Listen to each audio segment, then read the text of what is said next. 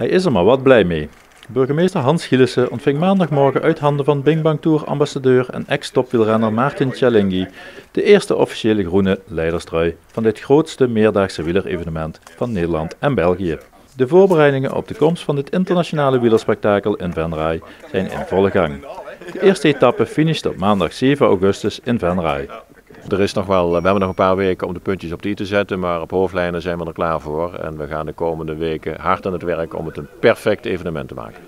Het wielerevenement begint steeds meer te leven.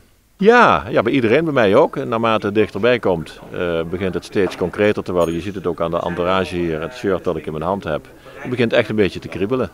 De Bing Bang Tour is de nieuwe naam van de Eneco Tour.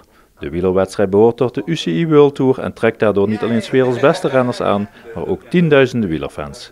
Maarten Cialinghi vindt de Bing Bang Tour een bijzondere wedstrijd. De Bing Bang Tour is natuurlijk een ronde die de combinatie maakt van klassiekers, zoals de Amstel Gold Race, Luik-Bastenaken-Luik, maar ook de Ronde van Vlaanderen. Daarnaast een stukje Nederland profileert ook, waar Brabant onder valt en ook een stuk Limburg onder valt.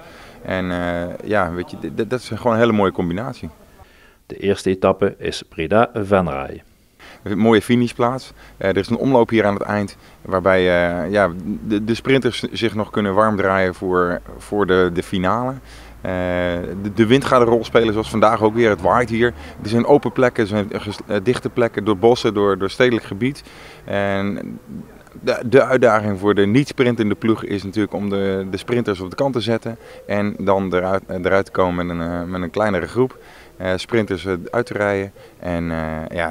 Maar als je het mij vraagt, gaat het hier gewoon een massasprint worden. En het mooie dan is dus de beslissing valt pas op het allerlaatste moment. Dus mensen kijken dan en in die finale komt alles tot het streepje wat het verschil gaat maken. De fotofinish gaat hier de beslissing brengen.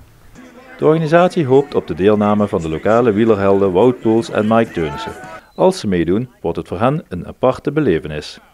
Ja, zeker. Kijk, ik heb vorig jaar de Giro gereden, 2016, en die kwam door Arnhem. Nou, wat het met mij gedaan heeft, ik gun het Mike als hij luistert. Mike, pak je kans, laat je zien. Het is jouw publiek, zet ze in, zet ze allemaal langs de kant. Laat ze je naam schreeuwen, dan voel je je benen niet. Ik denk dat het voor Mike echt een kans is ook om zichzelf te laten zien, absoluut. Het aftellen naar maandag 7 augustus is begonnen.